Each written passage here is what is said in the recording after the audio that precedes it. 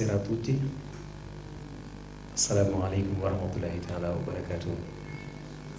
E faccio un piccolo apertura per l'imam di una poesia che ha scritto Sheikh Ahmadou Bamba e che ha parlato in questa poesia ha fatto la preghiera per il pace, di essere tutti in pace, tutta l'umanità. Allora faccio questa breve preghiera così che tutti quanti saremo in pace e staremo tutti quanti bene, inshallah. Bismillahir Rahmanir Rahim wa sallallahu ala sayyidina wa maulana Muhammadin wa ala alihi wa sahbihi wa sallama wa baraka salatan wa salaman wa barakan tanzuru biha barakati rahmani ala ahibbaihi wa a'daihi wa tansuru biha barakati rahimi ala jami ahibbaihi wa taqabbal hasi abyat minni bi qadri azamati saatihi amin ya rahmanu ya rahimu rabbi bima yasrahu azana qad faja'a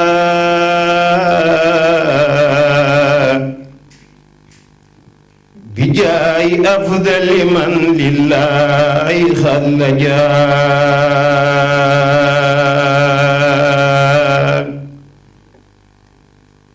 rabbi bima yasrawul azana xad fajaa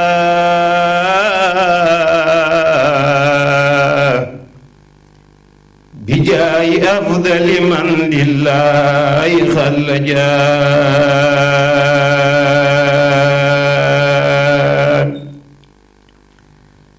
حمدي لرب الكريم من لا شريك له وسريا يوم نورا ذاتعا ملا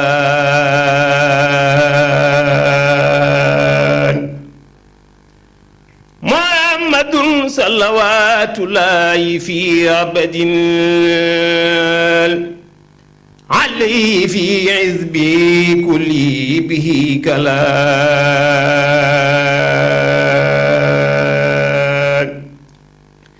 أدعو إلى الذي أمد مواعبه لجملة الخلق ما يختار من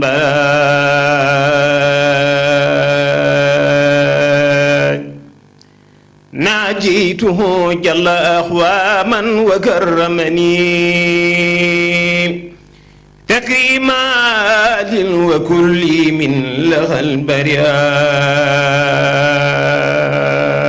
البريان رحمن وابل جميع الخلق رحمة من يغني عني شرم القرآن وخلات قدومة المصطفى عن كل مفشدة ولترخم الخلق يا من جدهم بدا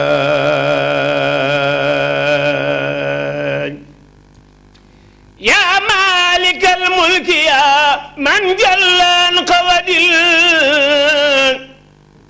ارحم جميع الورى يا هاديا رداد يا مالك الملك يا من جل عن خود ارحم جميع الورى يا هاديا رداد معوت ما أخذنا القلب من ضرر بجاي أفضل من لله قد لجاد سبحان ربك رب العزة عما يصفون والسلام على المرسلين والحمد لله رب العالمين.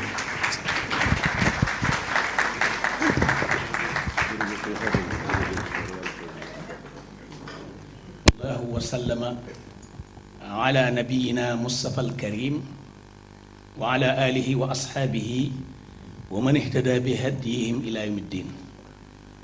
asalaamualeykum wa rahmatullahi taala wa barakaatuhu. képp ku teew ci barab bi maa ngi lay nuyu di la siyaare di am mbégte ci jataay bii ñu def ci waxtu wi te mu juddoo ci association boo xam ne sunu mbokk mu day liggéey ci keese bi ci xalaatam la juddoo te bu mu duggee ci waxtaan bi des ci xam dara. Allora l'imam vi saluta con rispetto da prescindere del sindaco del comune di Morciano e di tutte le autorità che si sono presenti in questa sala. Inizia il suo discorso per ringraziare Don Jean Paul, che è un paesano senegalese, attraverso il quale sinceramente e di Don Jean Paul poi ne parleremo attraverso sicuramente Don Maurizio, perché non posso citare Don Jean Paul senza parlare di Don Maurizio. Quindi ringrazio pure Don Jean Paul che ha avuto questa bella iniziativa di raggruppare tutta la comunità senegalese vivendo nella Val Conca. may présenté juróomi yëf yoo xam ne ci lañ bëgg a waxtaan xam naa da koy gaawal ndax temps bi moo nu ko mayul. ci njëkk bi mooy lan moo tax maanaam ñu bind nu yàlla mi nu bind bi nu bindee te bokk mel na maam muy aadama ba ca topp li nu yàlla digal ci alxuraan ngir ñu bañ a nekk ci kaw suuf di yàq maanaam kenn warut a def loo xamante ni da ngay yàq nag bu ñu ko waxee mooy nga tàmbali si jëmmi bopp ak lépp lu la jege rek ba ca topp itam mooy ñu xool li yàlla bind lu ñu ciy jànge ndax am na yu yàlla bind yoo xam ne boo ko xoolee na ñuy dunde rek doomu aadama mën na ci jànge lu baree bari ba ca topp itam mooy bañ a reetaan kenn maanaam bañ a xeeb doomu aadama bañ a xeeb kenn rek bul xeeb kenn loolu itam yàlla am na lu mu ci wax yonent bi leeral na ko juróomeel bi mooy nag ñun ñëpp dañoo war a sàkku jàmm maanaam nit bu xëyee daa war a wët jàmm te tàmbale ko ci jëm boppam bañ a wët aw ay yooyu mooy yi nga xam ne bëgg nañ koo gaaw taxañ waxtaane ko dëgg la xam naa ne nit ko bëggoon a leeral dëgg dana des waaye nag des nañ def suñu képp lay kàttan pour gaawal ko yooyu mooy bu njëkk bi.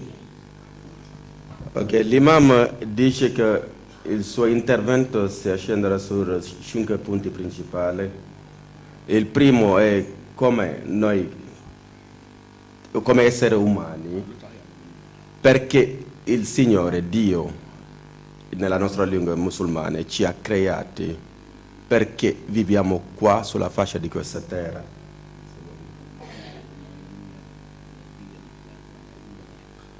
E il secondo punto è cosa che ci ha raccomandato Dio nel Quran, nel libro santo dei musulmani, per non distruggere, non andare a distruggere la roba degli altri.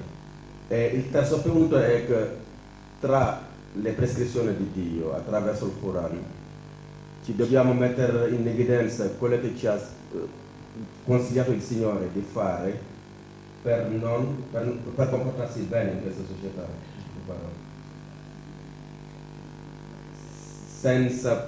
dando ovviamente rispetto all'altro.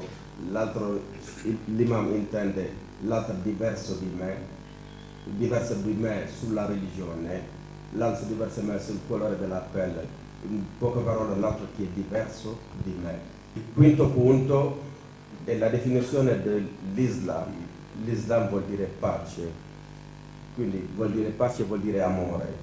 Quindi secondo l'imam al suo intendimento, noi ogni volta che ci alziamo la mattina uscendo da casa noi, da prescindere da noi stessi, dobbiamo camminare per augurare e auspicare la pace agli altri, iniziando da noi stessi.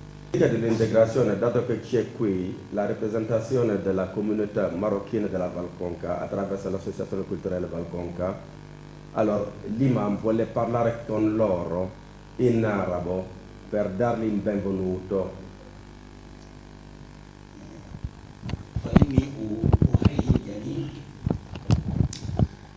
وأشكركم في هذه الجلسة الكريمة وأقول لكم السلام عليكم ورحمة الله وبركاته. وحديثنا اليوم تتضمن أشياء كثيرة. أولا سيدنا آدم أبو البشر لماذا خلقه الله تعالى والسبب نزول جدنا أبو البشر ala wajhi al ard. ثانيا مأمورات الخالق في القرآن كعدم الإثم في الأرض على أي وجه على أي وجه. ثالثا تدبر آية الخالق على مخلوقاته كالنمل. رابعا عدم السخرية لأحد. خامسا طلب السلامة والعافية واجب لكل مخلوق على وجه الأرض. وأشكركم غاية الشكر. بالله من الشيطان الرجيم. بسم الله الرحمن الرحيم. سورة البقرة. وإذ قال ربك للملائكة إني جاعل في الأرض خليفة قالوا أتجعل فيها من يفسد فيها ويسفك الدماء ونحن نسبح بحمدك ونقدس لك قال إني أعلم ما لا تعلمون. loolu benn aaya la boo xam ne ci suuratu Baqara saaru Baqara la ne moom la ko leeral. Ok, adesso per spiegarsi meglio, l'imam ha preso una surah del Quran, del libro santo, per far capire meglio al pubblico di cosa si tratta ovviamente. foofu sunu borom da cee wax ne sunu borom nee na damaa wax malaaka yi ne leen damay bind jëmm joo xam ne dama koy yóbbu ci suuf mu représenté ma fa. léegi nag malaaka yi laaj foofu yàlla ne ko boo fa yóbboo ki nga nu won ne moom nga fay yóbbu gis nañ ne dafay tuur deret maanaam day rey aw nit waaw di tuur deret. léegi nag te ñun boo nu fa yóbboo duñ fa tuur deret ndax malaaka leer la ko yàlla bindee. bu ko defee nag ñun nag buñ fa nekkee dañuy sellal sunu borom tontu leen ne leen man li ma xamu leen ko. loolu dana am ay détails yoo xam ne ci leen di xamee li nu fi indi ndax doon war a xam li nu fi indi. Ok, per meglio capire l'oggetto del nostro incontro oggi, allora l'imam parte di un surat Baqara si chiama, di cui il nostro Signore Dio vuole mandare un angelo sulla faccia della terra e poi uno sulla faccia della terra e gli angeli gli dissero quello lì se lo manda sulla terra allora ci spargerà sangue dappertutto. Allora, meglio che mandi a noi angeli, così almeno possiamo preservare la gente. li may leeral mooy bi nga xam ne nag yàlla bind na Aadama war ko malaaka yi. Quando Dio ha creato Adamo e l'ha mostrato agli angeli. léegi malaaka yi mel ne ku doon werante ak yàlla maanaam waxam xam nga yàlla moom waaye nag ñuy wax muy tontu. Allora c'è stato un battibecco tra gli angeli e il nostro Dio. waaw yàlla ne leen kii mooy Aadam moom laa bëgg a yóbbu ci pàkk boo xam ne suuf ak asamaan moo fa ne. Allora Dio gli disse agli angeli, questo è Adamo, lo voglio portare sulla faccia della terra. léegi nag bi mu ko léegi nag malaaka yi ne ko kii xam nañ ne li nga ñu xamal xam nga yàlla mooy xam ne li nga ñu xamal xam nañ ci ne su fa nekkee dana am ñu sosu ci moom ñoo xam ne pour dara rek la ñuy liggéey mooy li ñuy def rek mooy rey.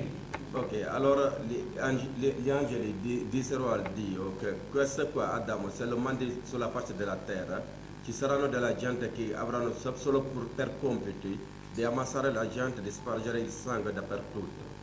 te ñun boo fa yabalee ñun malaaka yi. Invece noi, se ci mandi noi angeli, duñ fa def benn jafe-jafe, duñ fa def sobe, duñ xeex, duñ reyante. non faremo né guerra, non faremo niente, non faremo soltanto la pace e non creeremo nessuna difficoltà, nessun problema a nessuno. waaw léegi nag yàlla ne leen li ma xamu leen ko. E Dio gli disse che io, il Signore, il Creatore, quello che conosco, quello che so io, voi non lo sapete.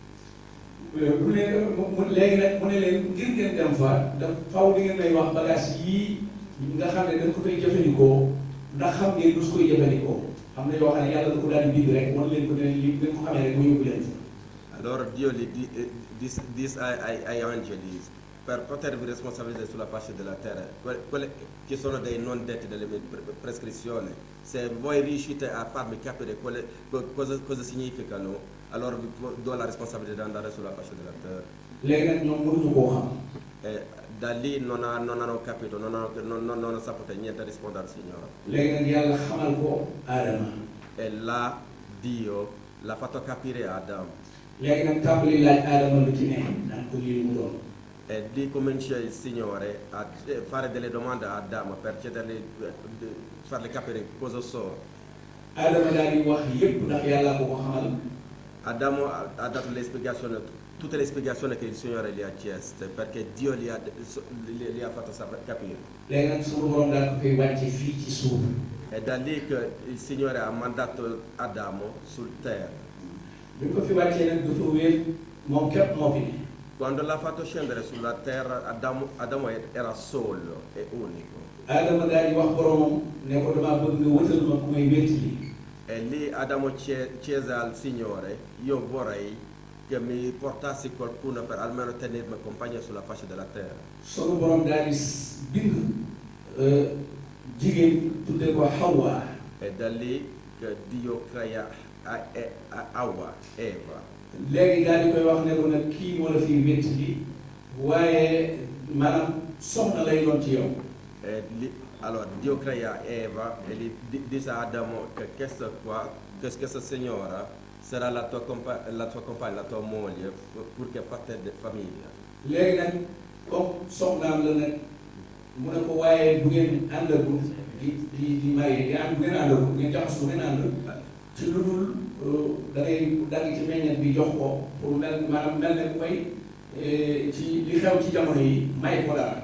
Ok, allora Dio gli disse che prima che voi siete marito e moglie, allora devi raccogliere i frutti, e questo è il peccato originale comunque, e dovete raccogliere i frutti per darla a Eva come presente per il matrimonio. loolu nag mooy wéy moo continuer ci addina bi ndax jullit ñi ñu koy def catholique di ko def waaye ci ay man fu wuute waaye lépp loolu moo ko jur.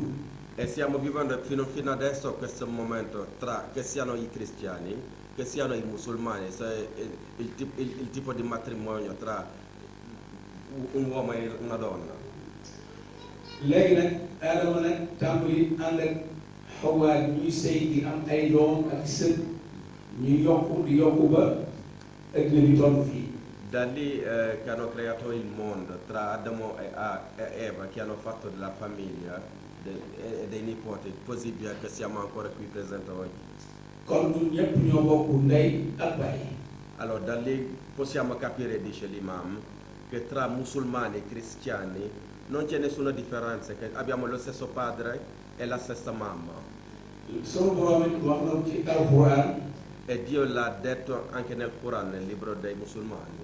ne dama leen a bind def leen ay góor ak i jigéen ak i giir ak i peuple ngeen di mën a xamante naan italien bi ak africain bi européen bi nangam bi yooyu nee na loolu maa sunu borom nee na man la nangu waaye yéen def leen. Allora Dio disse che è per la mia volontà che vi ho creati voi, che oggi chiamiamo italiani, diciamo senegalesi, marocchini, tunisini, ma tutto questo qua è la mia comunità, quindi vi ho creati tutti quanti io, quindi non c'è nessuna differenza tra di voi.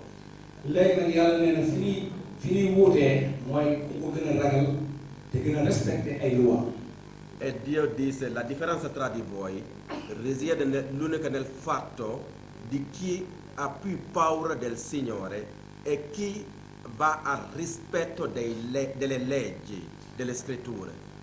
léegi nag ñu daal di xool islam bi mu tàmbalee yoon Seydina Muhammad bi mu ko yónnee. Allora andiamo a vedere l'origine dell'Islam quando abbiamo mandato il profeta Muhammad. waaw dafa nekk Makka tàmbali woote mais am ñu koy contre ba sonal ñu mu àndal. All'inizio quando il profeta Muhammad era alla Mecca e chiamava la gente a diventare musulmani come lui, confrontava delle difficoltà a convincere il popolo a raggiungere nella sua causa. foofee la dialogue islam ak christian tàmbali.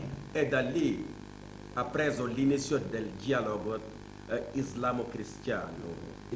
Seydina Mohamed yonent bi dafa daal di xool mbooloo mi ñu am ay problème ci biir Màkka te mënu koo réglé mu daal di bind benn lettre yónnee ko Éthiopie benn boo xam ne kilifa la mu doon liggéey ci Kéisa bi te bari yërmande te mën na leen a téye seen sécurité mu bind ne leen lim ñi na ngeen ma leen téyel ba ma mën a am jàmm fii ma ne. Allora, per mieux approfondire questo discorso di dialogo, quando il profeta Mohammed era alla Mecca, che è riuscito a chiamare una certa gente a rispondere alla sua causa, a diventare musulmani come lui, allora essi avevano dei problemi alla Mecca. Allora, come soluzione per i problemi che confrontavano i musulmani nella Mecca, allora il profeta ha preso questa comunità e li ha mandato in Etiopia per andare a trovare un re cristiano per chiedere protezione alla comunità musulmana che aveva delle difficoltà. Kon loolu bu fekkoon ne moom la ñuy doxal nga xam ne ki nekk ci Kéisa bi su amee jafe-jafe mën a laqatu ci jullit bi su amee jafe-jafe mën a laqatu ci ki nekk ci Kéisa bi kon yaakaar naa ne bañante du am. Allora da lì capiamo soltanto una cosa, che se noi esseri umani, allora nel nostro cammino si comportavamo come l'ha fatto il profeta, cioè quando un musulmano ha dei problemi può andare a rifugiarsi nella chiesa, e quando un cristiano ha dei problemi non si disturberebbe a andare nella moschea per rifugiarsi, quindi il mondo sarebbe proprio un mondo di pace. Léegi nag jullit maanaam ñi fi nekk ñëpp muy jullit ak lu jullit laa bëgg a wax kan mooy jullit ak jullit lu mu sañ ak lu mu sañ. Ok, vuole provare a dare una spiegazione alla parola musulmane, non è che, cioè, vuol dire che i musulmani non è che sono musulmani perché risponde dell'Islam, quindi ecco, vuole precisare chi può essere in realtà musulmano. Anche un cristiano può avere dei comportamenti di un musulmano, vuole spiegare. Maanaam exemple su nit ki juddoo woon Makka maanaam nekk fa di musulmaan yi su fekkee ne li yàlla digle ci Quran li yonent bi waxoon defu ko kooku du jullit loolu la war a xam. Per spiegarsi meglio, se uno dice, noi musulmani sappiamo che la Mecca è la nostra terra religiosa, uno può essere nato in Mecca e essere chiamato musulmano di nome, ma se non va alla pratica, se non pratica le raccomandazioni dell'Islam e della religione, ma non può essere chiamato come essere musulmano. Léegi nag am na koo xam ne bu fekkee ne 5 000 wala 10 000 kilomètres la daan de Makka te xam li yàlla digle respecté ko kooku moom mooy ab jullit. Allora, uno che vive a 10.000 km della Mecca, allora chi prende in considerazione le raccomandazioni dell'Islam, cioè l'amore verso il prossimo, la pace, ma questo può essere più chiamato musulmano che quello che è nato lì alla terra della Mecca. Kon léegi ne ñëpp nañu confirmé ne islam dëggul fenn ci mi ngi aju ci ni nit ki comporté ko. Allora, da lì dobbiamo andare a confermare che l'Islam non abita in nessun paese. L'Islam dipende, uno può essere chiamato musulmano o Islam soltanto del modo di comportarsi nella società nei confronti dell'altro. li koy firndeel mooy li ma bind rek bari na xam ci jotaay waaye am nañu juddoo Makka ñoo xam ne soo leen ko joxoon mënuñu la ko leer. Ok, la prova è quella che ha scritto, che ha preso dal libro santo adesso, che stava leggendo. Ci sono delle persone che sono nate nella Mecca e che non riescono neanche a capire cosa significa in realtà. Yàlla tam dafa wax ne ki ma gën a jege mooy kii jariñ nit ñi waxul jullit waxul catholique waxul ki ma gën a jege mooy kii jariñ nit ñi te du leen lor. Allora Dio disse nel Quran, quello che mi sta più vicino è quello che sta utile alla popolazione, e poi da lì Dio non fa nessuna distinzione tra musulmani e cristiani. Quello che sta più utile alla popolazione, quello che sta più utile alla società, quello lo posso chiamare uno dei miei. Léegi nag dafa am ñaari baat yu war a leeral mooy lor ak seene maanaam Dar Fastidio bokkuñu. Ok, allora vuole fare una differenza da lì tra dare fastidio e portare un pregiudizio sull'altro. léegi yonent bi nee nañu woon fa inni al-aan aqulu arabiyan kama qaala rasul sallallahu alayhi wa sallam fi hadiisin rawaahu al-Buxaari al-muslimu man salima al-muslimuuna min lisaanihi wa yadihi. yonent bi da ne ab jullit mooy koo xam ne musal na nit ñi ci loxoom ak làmmiñam ba du leen lor. Ok, il nostro profeta dice che il musulmano è quello che allora, non disturba l'altra persona diversa da lui né per la parola né per i fatti, quindi lo deve lasciare in pace, ne deve lavorare sempre pace. ba tey yonent bi nee na man kaana yu'minu billahi wal yawmil aaxir falyaqul xayran aw liyasmut. yonent bi danoo wax ne képp ku gëm yàlla gëm yonent bi del wax jàmm bala nga noppi. E poi chi crede a Dio e al suo profeta deve sempre parlare di pace o stare zitto e non parlare e non creare proprio un ambiente di caos o di distruzione. Quindi uno che non parla della pace o deve stare zitto, tutto qui. ana nag lan moo tax yàlla di wax rek jàmm yonent bi di wax jàmm ana lan moo tax. E perché Dio parla di pace e anche il profeta parla sempre di pace? Li ko waral mooy islam diine islam mooy jàmm islam mooy jàmm ku dul def jàmm nag bokkoo ci. Perché la parola Islam significa pace. Allora, chi non si comporta così per la pace è escluso dalla religione. ana léegi nag jàmm ñun Afrique lañ dëkk di ay jullit di sénégalais am na fa ay catholique waaye ci man li may jàngalee nga xam ne Cheikh Ahmadou Bamba am na ku ñuy wax Cheikh Ahmadou Bamba am fa ñeneen ñu ñuy tudd Cheikh Ahmad Tidiane al Sharif te Alhaji Malick teewal nekkal ko fa ñooñu am na lu ñuy jàngalee Sëriñ Tuubaa nag bi mu ne ko lan mooy maye jàmm dane assalaamatu wal aafiyatu tatawalladaani min niyatil xayri wa xawlil xayri wa fi'lil xayri wa mulaazamatul xayri.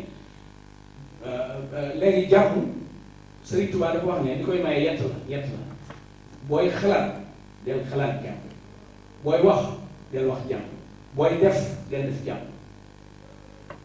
Ok, allora in Senegal c'è un sheikh tipo un imam, Sheikh Ahmed Bamba, allora, che per dare una spiegazione alla pace dice che per andare verso la pace, quando tu pensi, ti alzi la mattina, la prima cosa che devi fare è pensare alla pace.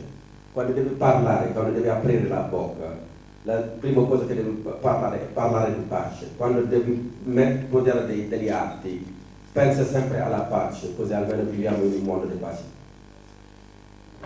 kon léegi ku teg ci jotaay bi rek mën ngaa tontu ku ngeen gis daal muy naan allahu akbar laa ilaha illallah di taal ay bomb wala muy sàcc alali jàmbur kooku ne leen wax lu mu doon waaye du ab jullit. È importante perché dice che ovunque vedete qualcuno, tipo oggi ne parliamo molto spesso di terrorismo, vedete qualcuno che mette delle bombe, qualcuno che fa degli attentati, che va a ammazzare la gente, qualcuno che si comporta a augurare del male all'altro. Allora potete chiamare con qualsiasi nome tranne un musulmano, perché l'Islam non può essere religione di pace e tollerare che la gente va a ammazzare il prossimo o va a rubare o va a fare del male all'altro. kon maa ngi leen di jox rendez-vous ndax waxtu bi tax na beneen rendez-vous boo xam ne dana def ay waxtu préparé na lu bëree bëri ci nan war a nekk ci kaw suuf te bañ a yàq. Ok, l'imam vi ringrazio perché il tempo è un po' contato e che si fa tardi, che deve intervenire qualcun altro e che vi auguro a tutti voi la pace.